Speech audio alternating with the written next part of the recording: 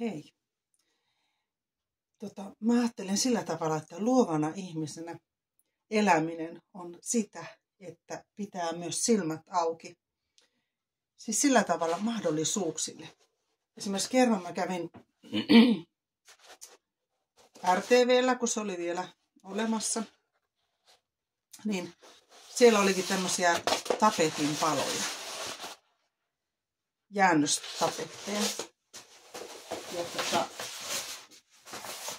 Joka tarkoitti sitä, että näistä ei sitten tarvinnut montaa euroa maksaa. Ja tässä on semmoisia erilaisia kuosia, mitä mä sieltä sitten sain mukaani. Pongasin kivoja. Ja mä ajattelin, että näistä voisi vaikka tehdä semmoisia luovuuspäiväkirjan kansia. Ehkä joku pahvi alle. Katsotaan, miten teen. Mutta mulla tuli semmoinen idea, että kun mulla on kertynyt monenlaisia piirustuksia esimerkiksi, niin mä voisin niitä laittaa näihin luovuuspäiväkirjoihin. Ja tavallaan sillain niin kuin vähän laittaa niitä samaan paikkaan ja niin sanotusti kokoon. Että ne ei olisi sitten niin hajallaan. Ja sitten niitä voisi katsella välillä, että mitä on tehnyt. Että se on niinku semmoista, että luonnossakin välillä ei siitä tarvitse oikeastaan tehdä mitään. Se, että elää siinä hetkessä ja nauttii siitä luonnon kauneudesta, sekin on luovuutta. Että osaa pysähtyä ja nauttia siitä, mitä kaikkea kaunista on nähtävänä. Ja se ei tarvitse olla omilla käsillä tehtyä todellakaan.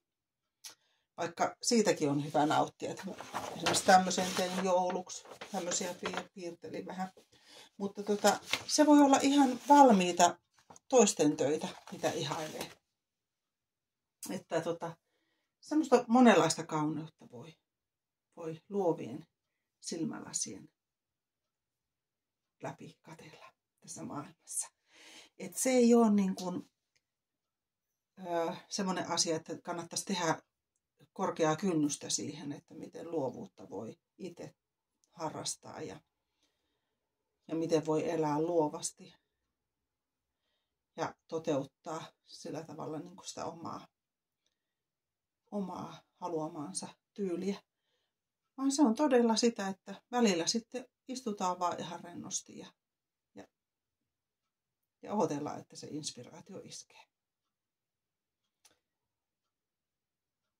Että kannattaa lähteä hyvin sillä armollisesti liikenteeseen ja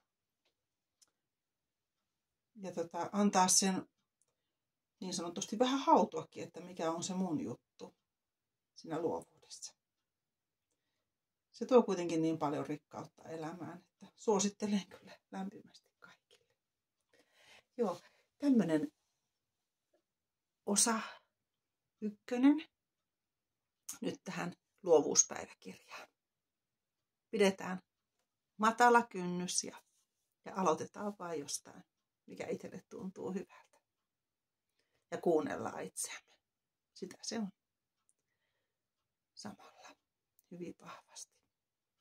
Ihanaa päivänjatkoa sulle ja nähdään seuraavassa videossa ja ollaan lempeitä itsellemme ja toisillemme. Moikka!